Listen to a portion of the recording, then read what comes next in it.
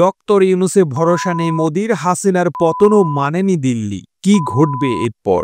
অন্তর্বর্তী সরকার দায়িত্ব নেওয়ার পর থেকেই ক্রমে ভাঙ্গনের পথে হাঁটছে ঢাকা ও দিল্লির কূটনৈতিক সম্পর্ক। পাকিস্তান, চীন কিংবা যুক্তরাষ্ট্র নয়, আওয়ামী লীগ সরকার পতনের পেছনে ছিল বাংলাদেশের সর্বস্তরের মানুষের সমর্থন। নির্জলা এই সত্য এখনো মানতে পারেনি ভারত। হিন্দু সহ সংখ্যালঘুদের উপর হামলা ও অত্যাচারের ইস্যু নিয়ে লাগাতার অভিযোগ জানিয়ে আসছে বিজেপি সরকার।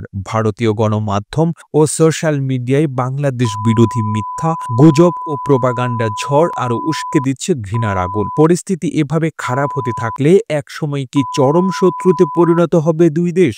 হিন্দুদের উপর নির্যাতন অব্যাহত থাকলে ভারতের উচিত হবে ডক্টর ইউনূসের সরকারের সঙ্গে কূটনৈতিক সম্পর্ক ছিন্ন করা। কিছুদিন আগে বিবিসির কাছে এমন মনোভাব প্রকাশ করেছিলেন ক্ষমতাসীন দল বিজেপি ঘনিষ্ঠ পররাষ্ট্রনীতি বিশেষজ্ঞ শুভ্র কমল দত্ত।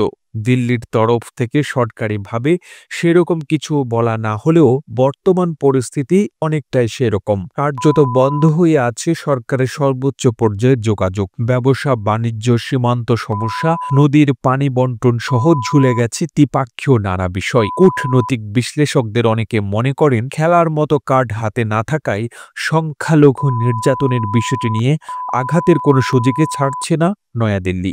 বাংলাদেশের সংখ্যালঘুদের উপর হামলা বা অত্যাচার একেবারেই হচ্ছে না, বিষয়টা মোটেও সেরকম না। কিন্তু হিন্দু সম্প্রদায়কে সংঘবদ্ধভাবে উচ্ছেদ কিংবা বিতাড়নের চেষ্টা চলছে। ভারতীয় মিডিয়ায় এমন ঘোর মিথ্যাচার গভীরভাবে আঘাত করছে ঢাকা ও দিল্লির কূটনৈতিক সম্পর্ককে। এই ধরনের প্রোপাগান্ডা থামাতে দুই দেশের পক্ষ থেকে আন্তরিক পদক্ষেপ নেয়ার বিকল্প নেই বলে মনে করেন বিশ্লেষকরা। এছাড়াও নিরাপত্তা পরিস্থিতির অজুহাতে নিয়মিত হারে ভিসা বন্ধ রেখেছে ভারত। এটিকে অনেকে কূটনৈতিক অপমান কিংবা সম্পর্ক অবনতির চিহ্ন হিসেবেও দেখেন। গত ২৯ নভেম্বর ভারতের পার্লামেন্টে পররাষ্ট্রমন্ত্রী এস জয়শঙ্কর মন্তব্য করেন, বাংলাদেশের সংখ্যালঘুদের উপর সহিংসতার ঘটনাগুলো গুরুত্ব সহকারে নিয়েছে তার দেশ। একই দিনে ডক্টর মোহাম্মদ ইউনূসের প্রেস সচিব শফিকুল আলম ভারতীয় একটি সংবাদ মাধ্যমকে জানান, বাংলাদেশে হিন্দুরা পুরোপুরি নিরাপদ, সংখ্যালঘুদের উপর কোনো হুমকি নেই।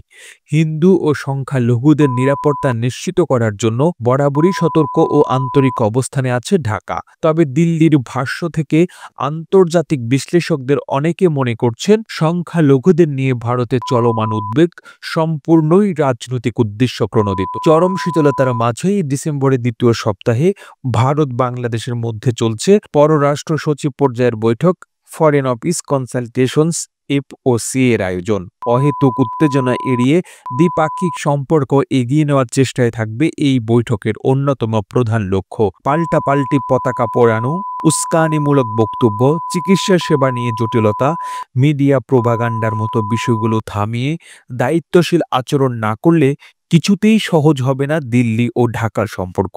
প্রতিবেদনটি ভালো লেগে থাকলে আপনার ফেসবুকের টাইমলাইনে এখনই শেয়ার করুন। সেই সঙ্গে বিশ্ব বাংলার ফেসবুক পেজটিকে ফলো করুন ও বিশ্ব বাংলার ইউটিউব চ্যানেলটিকে সাবস্ক্রাইব করুন। আর আপনি বাংলাদেশের কোন জেলা থেকে এই ভিডিওটি দেখছেন আমাদের কমেন্ট করে জানান। আমরা পরবর্তী ভিডিওতে আপনাকে ধন্যবাদ জানাতে ভুলব না। এতক্ষণ বিশ্ব বাংলার সাথে থাকার জন্য অসংখ্য ধন্যবাদ।